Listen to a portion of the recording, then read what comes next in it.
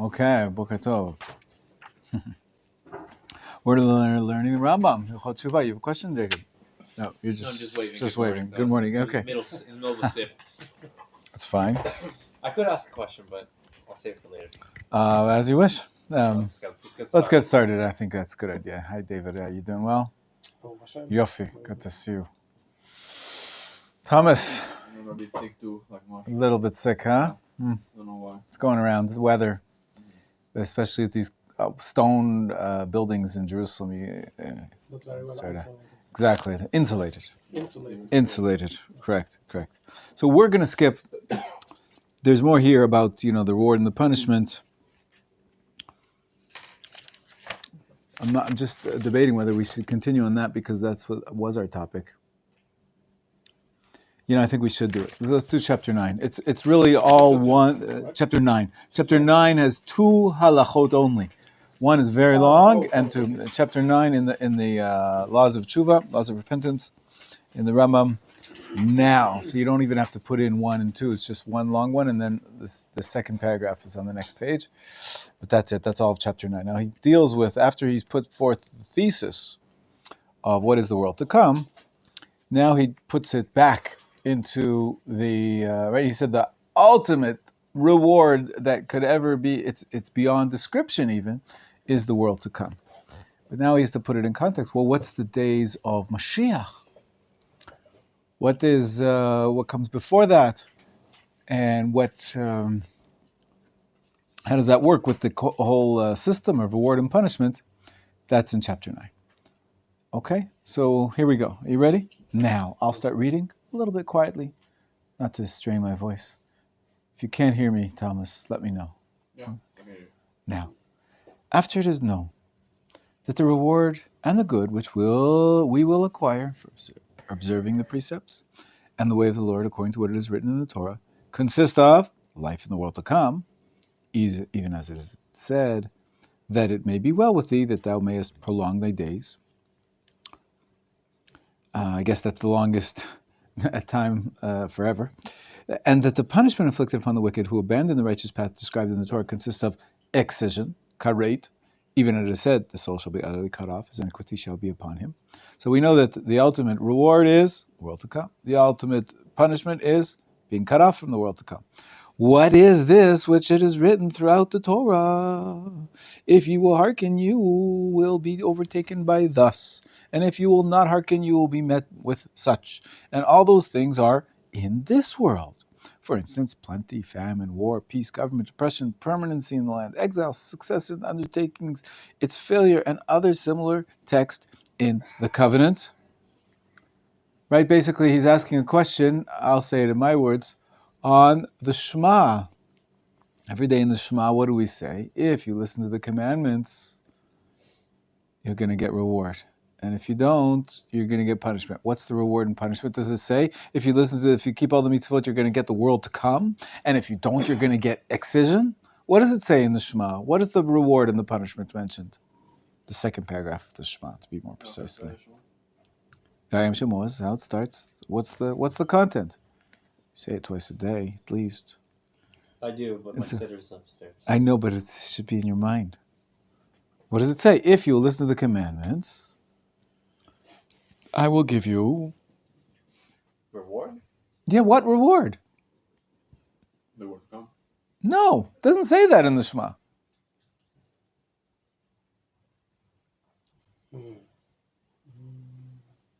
It's the Shema, boys. Pull out a Tanakh. I'll show you where it comes from, or a Sidur, either one. Just get the same page for everybody. That will be nice. Sidurim. Thanks, Jacob. The Shema, you say it so often. You said it this morning. Obviously, you weren't awake yet. Good for you. One for me too, please. Just so I can look on. What page? You find the Shema.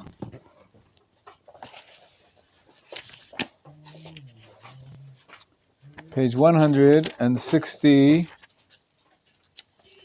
159, 158. Go to 158, please. The second paragraph of the Shema starts with the words Vehaya im Shamoa. Page 158. Rain in your land in its seasons, the early and late rain, and you shall gather your grain, wine, and oil.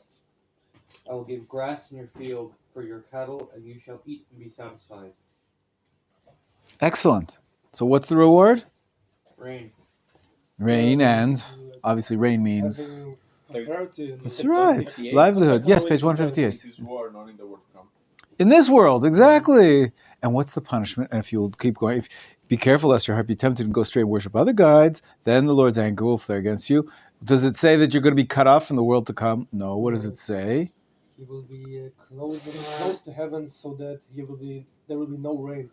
Land will not yield its crops, and you will be perished swiftly from the good land that the Lord is giving you. Okay, so you get the famine and exile.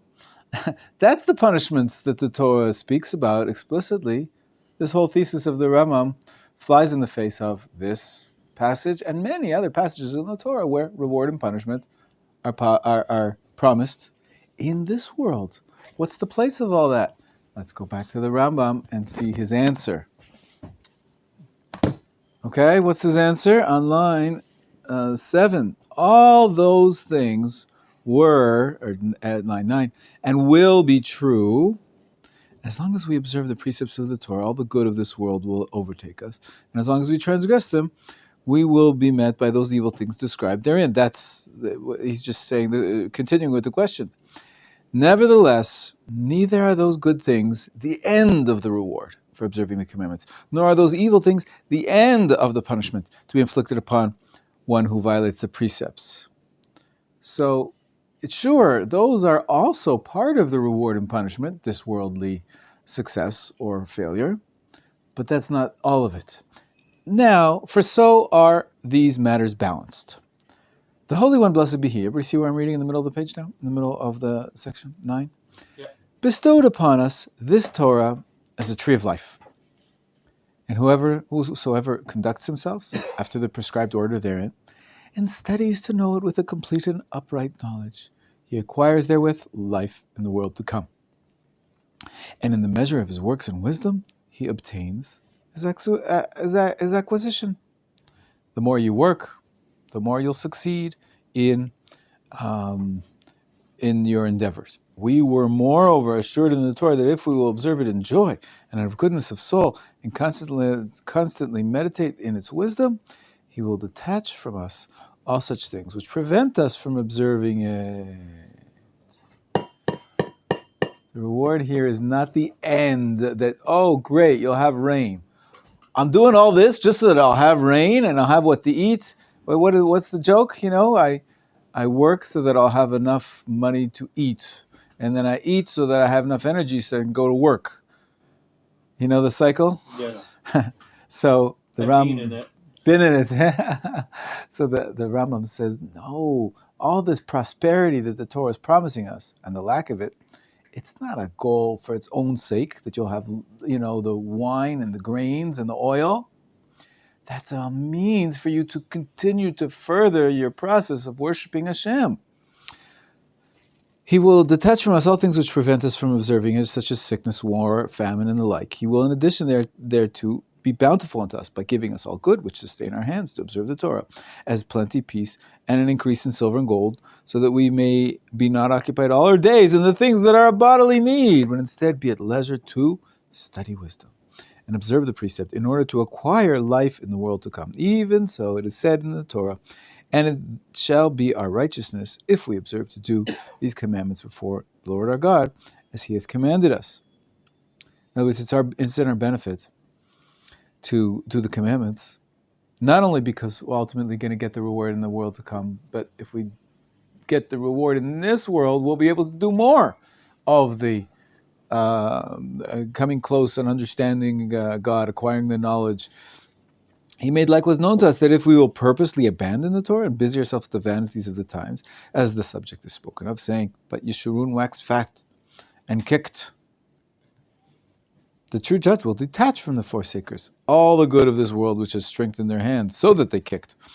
And kicked means rebelled. And they bring upon them all the evil to prevent them from acquiring the world to come, so that they be lost in their wickedness. This is as it is written in the Torah, because thou didst not serve the Lord thy God with joyfulness and with gladness of the heart, by reason of abundance of all things. Therefore shalt thou serve thine enemy, who the Lord shall send against thee. Consequently, the interpretation of all those blessings and curses is as follows. Pay attention to the last 3 lines on the page, 5 lines on the page. As if saying, if you served the Lord with joyfulness and observed his way, he will bestow in abundance these blessings upon you and set at a distance the curses from you, so that you be at leisure to grow wise in the wisdom of the Torah and to busy yourselves therein, and so that you will merit life in the world to come, and to do you good in the world which is all good.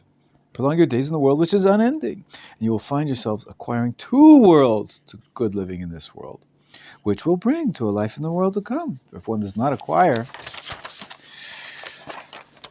now wisdom and good works here, is nothing else to acquire it with, even as it says, for there's no work, no device, no knowledge, nor wisdom in the grave. This is your chance. But if you have forsaken the Lord and did err in eating, drinking, and prostitution and their like, he will bring upon you those curses and detach from you all blessings, until you will enter days in confusion and dread. You will have neither a heart of leisure nor sound body to perform the precepts, so that you lose life in the world to come.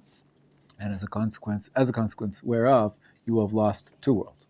As long as man is occupied in this world with sickness, war, and hunger, he cannot be engaged either in wisdom or in precepts by which to acquire the world to come. So the Rambam, in something which reminds us a little bit of the discussion we had about God's foreknowledge and free will, and we said, sometimes what we said, Paro, it's Parsha, right? God says, I'm going to harden his heart. That's taking away his free will, and the answer is yes, it can be done as a punishment.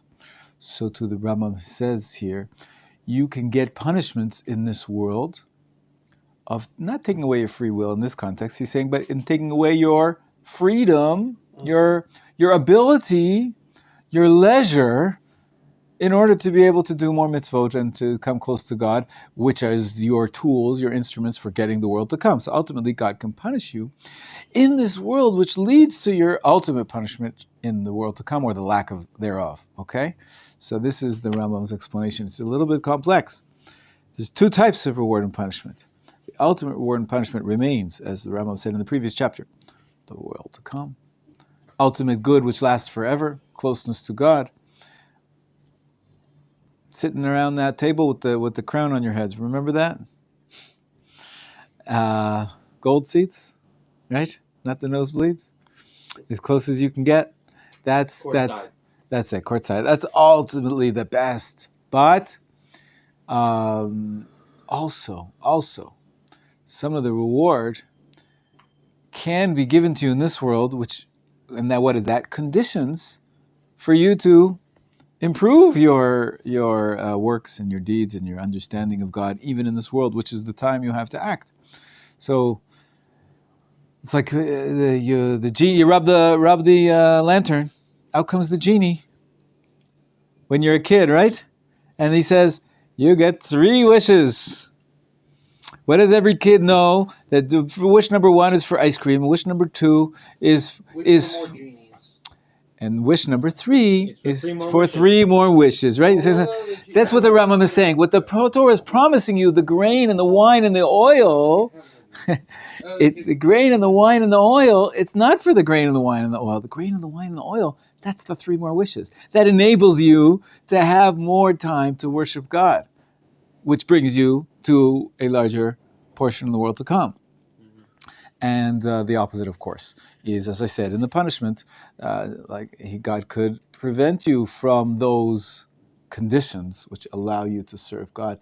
Many people would love to learn all day, but they can't because they're in the hospital, chas v'chalila, or it's really cold in here. it's a little chilly. It's not cold in here. It's like It's a little chilly. It's a little chilly, but you want to put it on 28, you can. I don't know. Maybe Moshe. Like I said, Can we volunteer another sweater to you? You might have to go closer to the machine. Yeah. Try not to breathe on us, please. In any case, understood? Clear? The thesis, the Rambam, how he works, the reward and punishment in the next world, and the reward and punishment, the blessings and the curses that are brought in the Torah. I have a question. For example, like such a great war we had in the last century with like World War II. Like, can we say that? I mean, it affected the whole globe. Oh, How can yeah. is there like a clear connection between not enough Jews following pursuing mitzvot and following halakha, or is there a connection, a direct connection, or is it? Very good. Finally, we're getting to the question. Yeah. Finally, we're getting to the question. Well, a lot of people wrote about that. A lot of Rabbi wrote about why. Like, how could Hashem have given us the Holocaust? Yeah, it's really the age-old question. Here we're presenting the Well, it's not that old. It is pretty old because it's really, you could say that the Holocaust is different in kind, but also there's room to argue that it's really an extreme example of the following. And this is a question that was for all time, ever since the Torah was given.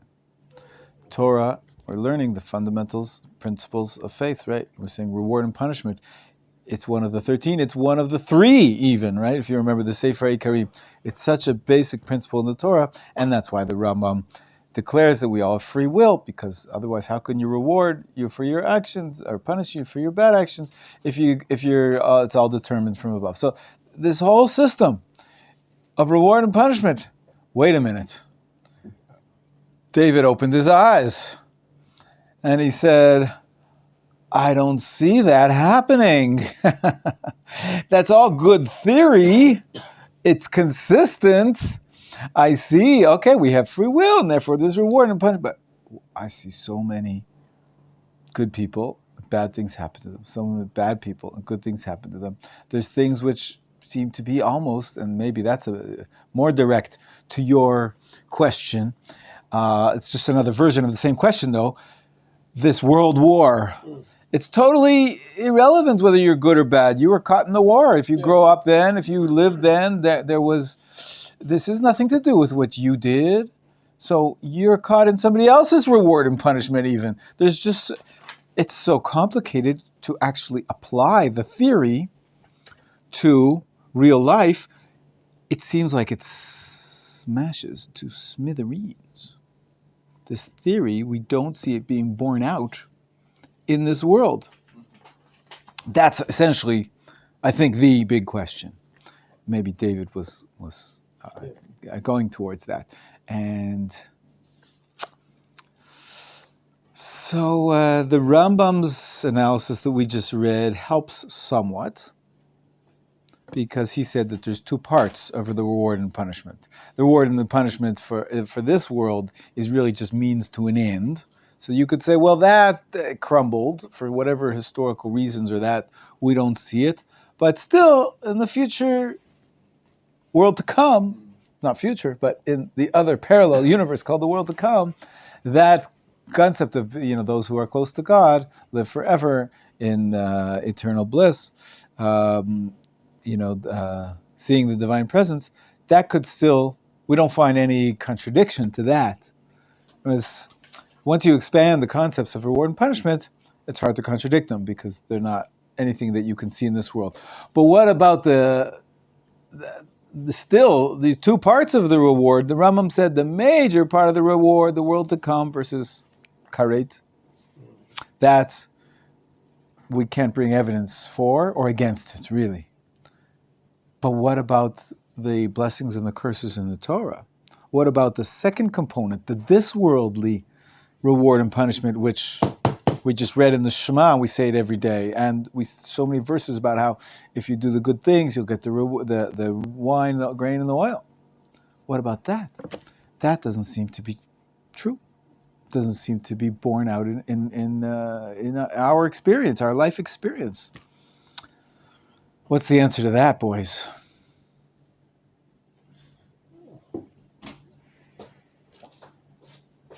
Good morning. Good morning. So we're so glad you're here because we're stumped. We're asking about how come all the blessings and the curses promised in the Torah for doing the mitzvot and for not doing them, we don't see them Could it be metaphorical? clearly. Metaphorical. So let's say, for instance, the rain that you mentioned. Yeah. We mentioned in the second paragraph of the Shema. Again, the wonderful and often frustrating thing about the Torah is that it's not Chronological? No, that as well, but it's not literal. Not all of it's So- supposed to be taken literal. I'm going to agree with that. It's so you can think of rain more as in the context of the Torah. Rain is often a very good thing. Absolutely. But yeah, Right. it has been used as a bad thing, as in Flood. flood, as the beginning in Bereshit. But generally speaking, rain is a good thing. Rain means crops and life and growth and That's what it sounds like in the passage we just read. It's reward. So I assume it's good things. Yeah. And the punishment, exile, famine, not having what to eat. We assume that's a bad thing. And But so it can take a while. Like whether you translate rain into nowadays silicon computer chips, right? The prosperity from agriculture can be turned into, your stocks just going up and up and up and being very rich with money. That's immaterial, whether it has to be literally agricultural. The point is clear. Prosperity is promised, and we don't always see that. That's the question that we're dealing with. David, what do you say? No, I'm thinking like if you apply a concept like reincarnation onto that, then like somebody who suffered in the war and had not the opportunity to learn Torah because he was like all he was doing was trying to keep himself alive. Right? And now he may be reborn and not like into this age, for example, into this time, where we have Israel, we can go to Israel and we can learn Torah here, and we have like all the good, like the infrastructure is built up, like for example, and this, if you apply that system on it, then without listen, if it You wasn't could have for also Corona, I done- wouldn't be here. If Corona didn't happen, I wouldn't have just wanted to come to Israel. Okay, I would've interesting. been- Yeah. I'd probably be studying at UTD, but also like University of Texas. I see. Yeah. and if you think about it, like if it wouldn't be for the Right. Shoah and Okay. the World War, as terrible as it was, we may not have established Right. Israel in Right. that way. I Okay. think it's a bit revisionist, but like I don't want to go on that tangent. Okay. No. It's an No, you're right. interesting theory. It worked together. That's What you're saying is that what we see many times is a very small piece of the puzzle, and that even though we may see bad things happening and punishments instead of rewards where we expect them, maybe in the bigger picture and some long vision, they actually turn out to be for the best. I accept that. That's an interesting Generally, we thing. see that for the giants of Torah in the past, it's all the time that they pass it away, even before 40 or 50, always like that. Wow. And they have a life of super pain. Yeah, there's a lot of suffering in the world for good people. And how Maybe come every they time. don't get the reward of having the leisure to be able to continue their Yeah. amazing worship of Maybe God? We think that our reward is to live here until 120. Or maybe for Hashem there is another reward that is staying more close to Him. Yes, so you're right. The Rambam did talk about there being another world, but we're dealing with the other side of the coin, that there is in the Torah full descriptions of reward and punishment in this world, blessings, curses. Even in the Gemara is written, I don't remember who asked to who, but there is a machloket that it's better to live in the world or to not come in the world. Right. And the final answer were to don't come in the world. No, The conclusion was it's better not to come into the world. yeah. Well, It's too painful. let me I would ask the question if the Elucidate. possibility. let me a little bit be a little more precise. A little more precise. I would ask the question. The conclusion of that Gemara if I remember correctly, is that it's like you said, they debated, and finally they came to the conclusion it would be better for man to not have been born. Isn't that what But Job said? Also? now that he's been born, Yeah. you do the best you can. In other words, it's a philosophical question. Maybe if you from our vantage point, this is the way it is, but we don't get that choice. We don't make really that. Pessimistic, as in, well, first off, if you weren't born, you couldn't have received the Torah. Therefore, you couldn't It's have true. performed any of its It's rules. true. All the positive things that you experience in your life, and not just spiritual things like the study of Torah, but more physical things. Just like you can't enjoy cake if you're never born. That's true. That's true. So I respectfully disagree with you on that, Rob. Okay, it's not me. It's a longer discussion. We just, Thomas just quoted the punchline, but he misquoted the punchline. So I just wanted to fix it. But we're not going to talk about the punchline without talking about the issue itself. But it's definitely a relevant discussion. Yes, Jacob. And sorry to initiate a tangent, but in the Gemara, specifically about that topic, what was either the evidence or logic or discussion around why better not for man to exist? And what about? So I think it's really connected to what we're describing right now, is that there's so much suffering in the world, and we don't see the blessings that God promises necessarily for the good people, and a lot of bad happens in the world, and that's one side of the view. What do they say? You can look at the half full glass or half empty glass, right? Yeah. So they're both right, and so it's a question of perspective. So it's a tricky question. I don't have an answer. So when I don't have an answer. by being born into this world, we have the opportunity to learn Torah. Then, That's right. Right.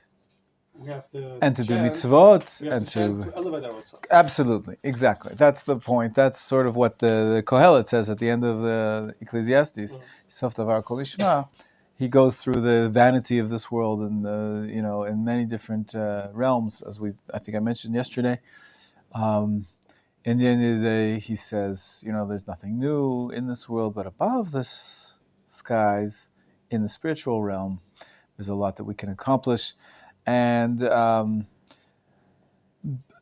give you one other answer, but first I want to hear Amos, please. I think also we can repair the world, isn't it? Repair the world. Working on getting to the right position. Right. So we get wrong direction, and right. Is our goal too. Absolutely. No, there's a tremendous opportunity in this world, and do the best you can with what you're given. Getting back to our question about where's the reward and punishment that the Torah promised, where's the blessings and the curses that seem to not be divvied out fairly or connected in any way to whether you've done good or bad. Some people, they're born deformed or with all sorts of challenges that's definitely not their fault. And then there's an earthquake somewhere and the entire town, chas v'chalila, gets erased. What did they do wrong? They were just, hanging their laundry. So we're going to each time try to find out, they must have been talking Lashon Hara when they were hanging their laundry. Do we have to always, I think we'll be chasing our tails. But the concept, I believe, is very basic, and that's why we've been studying about it, the principle of reward and punishment. The Rambam gives us half of an answer by saying, ultimate reward, when you're reading those verses in the Torah promising you the grain and the rains and the livelihood, that's not the whole picture of the blessings. That's just the means to the end. The ultimate reward is in the world to come. That's half the answer. About the system, it's more of a theological problem, because we don't see that it works in reality, so that we can make lots of excuses for and say that the Torah was given in an ideal state, or perhaps if the Jewish people were all in the land of Israel, all the tribes, and the Kohanim, Levim, Yisrael, and the temple, and then we're all on a very high spiritual level. This very direct reward and punishment, this is what God promises. But the whole system breaks down when one piece of the puzzle breaks down, and we maybe are on a different level. It's sort of like when God kicked man out of the Garden of Eden. Halacha This 2 is- is interesting. Like, We're getting to it. I know. It's very interesting. I'll finish off this discussion by saying that I don't ultimately know the answer. That's an age-old question about how come the reward and punishment, the blessings and the curses promised by the Torah for the good and bad, we don't see it. And it could be also that, I think someone else mentioned, we don't know really it's hard for us to judge who's the tzaddik and who's not the tzaddik. It could be that we look like we're doing very good, but there's something that's so wrong in the basis of our society that it overrides all the good that we're doing. And until we fix that, we can't get the reward that the Torah promises for all the details that we're doing. Sure, we're putting on tefillin and tzitzis and learning Torah, but maybe we're not. We're letting the orphans and the widows die in the street. Maybe there's all sorts of. Maybe we're supposed to be coming back to the land of Israel, for example, and we're just living well in the gullus, and that's such a big overarching consideration that we can't really have the ultimate reward and punishment in the way the system was set out to be. But I don't have a good answer. I told you before. This is a fundamental faith that there is reward and punishment. Ultimately, it's not contradicted when it comes to the world to come, because we haven't seen it with our own eyes. Sometimes on Shabbat, they say it's like a little bit of the taste of the world to come. Right? We definitely, and the Rambam doesn't talk about it, this clear divide between this world and the next world is softened in many other presentations, that we can get a glimpse, a taste of closeness to God. Like we're saying, I don't know if we get a crown and say, oh, here's my crown, look at that. I have a crown, and here I am studying Torah in Jerusalem. I'm seeing the divine presence a little bit. And so we do taste some of the reward and the punishment in that level. Regarding the blessings and the curses, sometimes we see that too. Sometimes, good things happen to good people. It's good. We do get this. Many people have a livelihood that they can support themselves. And that it might be connected to their, doing the good deeds. And being the best people they got. We all know that it's not one-to-one. We have all probably seen people that are very evil and they're very successful, and people that are very good and they're not successful. So, what is the success that you're talking about? Physical, material success. This is what I'm talking about. Okay, that's what the Rambam says. Those are conditions to enable you to worship God more. So we see that the tzaddikim don't get those conditions to enable them. Right? If that tzaddik would not have so much afflictions and poverty and pain and suffering and illness, he would have finished the Shas 1,000,000 times, not only once. Why didn't he get the chance to finish the Shas one more time? Why did he have to suffer? So that, I said, I don't have an answer for it. We could, enlarge the picture a little bit and maybe say that, David's approach also is not invalid. He mentioned this idea that maybe a few rounds, but the Rambam doesn't talk about it. Yeah, no. But that concept is very applicable, like that. Yeah. Makes sense. Okay, yeah. But that's the Rambam's approach. He says that there's the blessings in the Torah about this world, which are a means to enable you to continue to do more work so that you get the ultimate reward and punishment, which is in the world to come. So there's two sides of the coin. And we live in an imperfect world in terms of this feedback loop that we read every morning and night, the feedback loop in the Vayayim Shamoah, that if you do the mitzvot. But somebody said to me the other day, one of our students, maybe he paid attention to the Shema for the first time. And he says to me, wait a minute, did I read this more? So this is very dangerous, he says to me. We have to make sure that the Jews in Israel keep the mitzvot. Because if they don't, we're going to get kicked out. That's what he was serious. He hadn't realized, he So wait a minute, this is serious business. We got to make sure that everybody keeps the mitzvot, and that's what it says. So I believe that's true. I know that I'm a little older and wiser, and I've seen things, and I know that it's not one-to-one. It's not going to happen automatically today or tomorrow, but I believe it's true, and therefore I want more and more Jews to keep the mitzvot, and I try to keep more and more mitzvot myself, and to teach others to, as much as I can, to follow the Torah and the Torah way of living, because I do believe that at some point there is the concept of reward and punishment. We may see it in this world, we may see it in the next world, but and we may not see it in this world, in our lifetimes, right? But I believe in it, and therefore I agreed with him. I said, "You're right. It's very dangerous. We got to get the Jews going. We got to get ourselves going to do the right thing, because that's the reward. The reward, it says in the Torah, there's going to be reward. There's going to be punishment." Yes, Jacob. Have there been, again, it's a personal question, so don't answer if you're not comfortable. Okay. In your life, have there been mitzvot that you personally, when you were more younger, were harder for you to keep than now, or maybe vice versa? Sure. Like sure. There's a great piece in Strive for Truth. I think we have a few copies of it here. It's called the Bighira Point. We can look for it afterwards.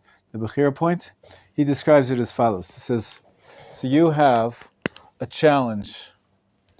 I guess you have, you're over here, and you are on the football field, okay? This is your football field, and you have to go from the 10-yard line to the end zone on the other side, okay? And for you, that's really hard, okay? I don't know if you guys know football, but there's the defensive tackle, and there's people trying to stop you, and there's all sorts of hurdles, and you struggle, and then you're here. He says, okay, but you're seeing a very small part of the picture.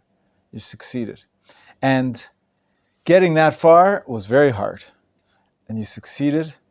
But now that you're there in the end zone, you can stay there as long as you want. You could, you succeeded. I'm going to leave the football example because the football game continues. But he says, actually, you don't realize that this was true for this particular person A, and he did his job and his challenges to conquer this playing field. But then there's a person B. There's a person B that's over here. And this is just the beginning of his playing field. He's got to go to that end zone. Everybody got their own challenges. And if you're here, that's easy. The stuff, that stuff that's behind me. So, once you've overcome that hurdle, but you've got another challenge, and the next challenge, and the next challenge, and the next challenge. This point that you have, that's like the football field. That's your Bighira point. You have a choice, a real challenge, only there. But that's not the same challenge that the other guy has. The analogy there's an analogy when you're improving yourself in something that you're in a race. As you're in a race, what do you see when you're in a race? You only see the people that are ahead of you. You only see, I would look at someone, and be like, gosh, this guy. Like how I look at Moshe. I look at someone and be like, wow, he can do all of Shacharis by heart. That's crazy. Right. And he thinks to himself, I can do all of Shacharis by heart, but that guy over there speaks fluent Hebrew. Mm-hmm. And that guy speaks fluent Hebrew is thinking, I speak fluent Hebrew, but that guy over there, he knows Aramaic. Right. Exactly. That's right. I speak Aramaic, but that guy there, have you seen the way he talks about the Talmud? And goes Right. You're right. Absolutely right. Everybody's got their own challenges, and nobody's at exactly the same place. You never really look behind you and just see, wow, it's like they say, I'm actually doing okay. It's like the saying good. goes, you shouldn't compare yourself to anyone except yourself from yesterday. Beautiful. Exactly. That's the thing. So, of course, there's Of course, there's things that I'm still working on, things that I think I've, No, gotten but, past, maybe let me ask the question: what things have you overcome, type of thing? things that I've overcome, you're saying? Yeah, like for example, mitzvahs, like challenging for you to keep, or like you weren't too serious about at some point, but then like you decide, oh, I'm actually going to do it, type of thing. Listen, it's hard to say that you've reached success, because then you mean Or you're saying it's improved, no maybe. longer a challenge anymore. Yo, It's always a I challenge. mean, like you've grown. I think I've improved in Lashon Hara. Okay. I think I was not always as careful as I am now. I tried to be careful. I could probably be more careful even now. You think there's a lot of Lashon Hara? But there's so many things. There's so many challenges to being a religious Jew and being a good person.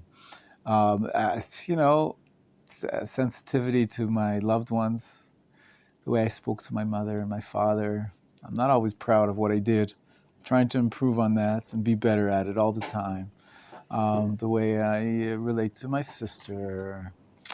There's a lot of stuff. The way I relate to my wife, I wasn't always as sensitive as I should be. And I try to get more and more all the time. In terms of Torah and mitzvos, I have so much to improve on in my learning. I try not to waste time, but I'm not learning as much as I should be learning. There were times in the past that I was learning more, so maybe I deteriorated in that. So there's always work to be done. There's always work to be done. But I'm proud of what I did accomplish. I have some accomplishments, and I'm trying to do more. So everybody has their religious life, and it's full of challenges and full of successes. It's important, as Moshe says, to look at the successes, not only at the failures. And you move on from one playing field to the next playing field to the next playing field. And, some guy who grew up religious and he always kept Shabbos, it's no question to him that he won't turn on the TV on Shabbos. It never entered his mind. But for the other guy who's been, watching the same show every Saturday morning or whatever it is, and now he wants to start keeping Shabbat, that's a real challenge to not turn on the TV, right? So for him, keeping the Shabbat and the TV, that's his Bighira point, but it's not my Bighira point. I would never imagine putting on the TV on Shabbat. And so everybody's got their own Bighira point. This is the concept of Rav Dessler. I think it's powerful. Speaking of the next guy, so what comes to my mind is that what I wish, not even for myself, of course, but what I wish for my next generation, Hashem, for my children. Hashem. When? If Hashem will allow you to. They will have stopped at that point where I left off. Yes. So this is. Yes, that's true. It's true. That's a very healthy way of thinking, that we're not just a speck of dust in the world. We're part of a chain. That's right. My knowledge. My kids know a lot more than I did at their age. Yep. And it's beautiful. It's great. They have their own challenges, and maybe the kids will even be further than them. But yes, almost. Yeah. You said the Bighira point. What is the Bighira means choice. choice? So there's a point of choice. Mm-hmm. That's how I was using it here. That everybody, Bocher. bocher, but to choose. Yeah. Ruven, you wanted to say? So question about how you make choices and decisions in life. For very big decisions that are clearly big decisions, it says in Mishlei, there's safety in a multitude of advisors, of counselors. So it's good to take counsel, sure. So I seek counsel from 3 or 4 people that I really, really trust. But It's what great. about for the medium and small decisions that you don't want to bug your Rav with stuff that's or you can't Intermediate. Yeah, not like a big life changing deal. Hey, in my case, should we move to the coast or should we move to Jerusalem? And That's a big thing. that's a big thing. I feel like that's not intermediary. No, it's not. Yeah. That was a big thing. But what about the small decisions and the daily? How do you make sure you're doing the will of Hashem? Yeah. In these small and medium things, Right. as you're making the right choices. Okay, listen, there are different approaches. And it's a question of education. I believe in independence and agency, and I don't want students who are, were going to be calling me from the supermarket and asking me, should I buy this kind of toothpaste or that kind of toothpaste? But other I have a stupid question. Do they sell Benadryl in Israel? exactly that type of thing. Some rabbis and some communities encourage it. They want the people to be so careful about every little thing, and the way they teach them is to ask your rabbi. But that's not the majority. That's not the majority of rabbis, and the Torah is very clear that when you're a beginner, you need more help, and when your range of possibility of staying away from danger when it comes to the laws of the Torah, kashrut or whatever it is, you'll know how to stay away from the extremes, and then you don't need to ask about every little thing as long as you're not doing anything that's wrong. But if you're not sure, and at the beginning you need to ask more questions, and that's totally acceptable. And even if you want to know about where to get the right medicine for Olim Chadashim, I think I'm happy to provide guidance of all kinds. But the ideal, if you're asking me, the ideal is that you learn more, and you have more knowledge and more confidence, and you learn. I want to teach you how to walk, not to give you crutches, right? And then after crutches comes training wheels, but I want you to be able to live a life as a Torah Jew on your own, and you'll know how to choose the right decision on your own. Of course, there are bigger things, like you said. There's some bigger things that and I take counsel from my rabbis, and there are things that I won't make a halachic decision on, because with all my learning, I'm not an expert on everything, and there are greater people than me, and everybody has to take counsel. It's a great thing to take counsel, but I think the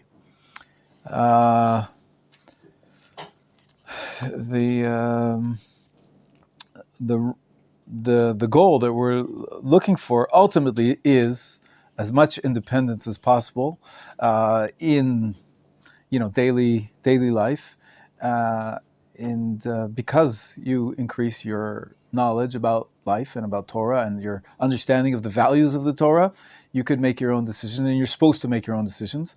But of course, taking counsel is a good thing, but you won't need it as much if you've incorporated the values of the Torah from your teachers already. It's sort of like you just ask yourself, because you've incorporated the teachings so much that you don't have to take the counsel externally. You can take it internally. It's hard to put a definition of how much and what areas can you be more independent at what point. I can't put a measurement on it, but that's the goal in my opinion. Yeah. Thank you. Yeah, and apologies, it's a bad day for me. I'm asking a lot of tangential questions. Colgate, like toothpaste, like we're just talking about, is that kosher? Is Listerine kosher? Is there a way to find out this stuff? Besides pestering you in class? Google. There is. There's a lot of information about kashrut. They're all good questions, and kashrut is complicated. They both start with a C or a K. Depends which one you want to misspell, but you get the hang of it after a while. And in Israel, in many places where there's a big Jewish community, it becomes easier because there's labels.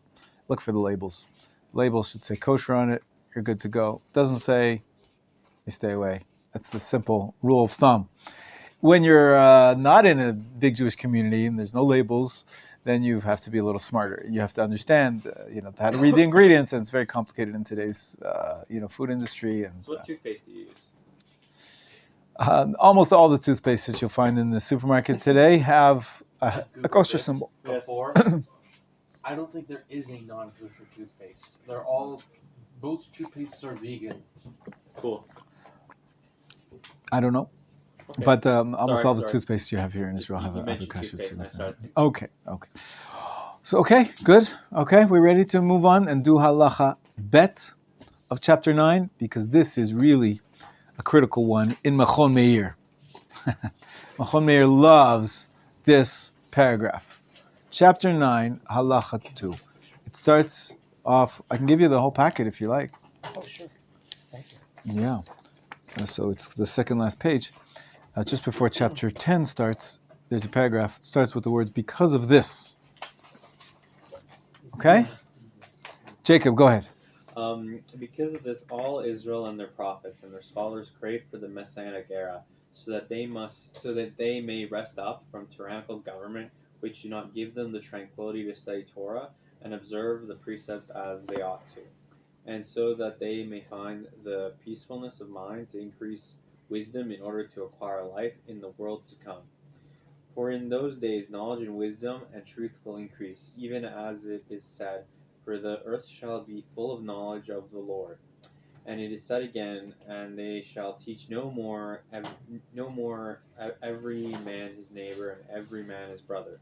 And it is said again, and I will take the stony heart out of your flesh, as the king who will arise from the seed of David and will be gifted with wisdom more than Solomon, and the great prophecy nigh unto Moses our master. He will therefore teach the whole people and point out to them that the Lord's path, and all the nations will come to listen to him, even as it is said, and it shall come to pass in the last days that the mountain of the Lord's house shall be established on top of the mountains.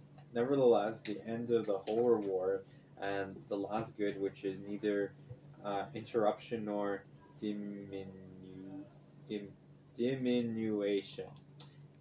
is the life in the world to come.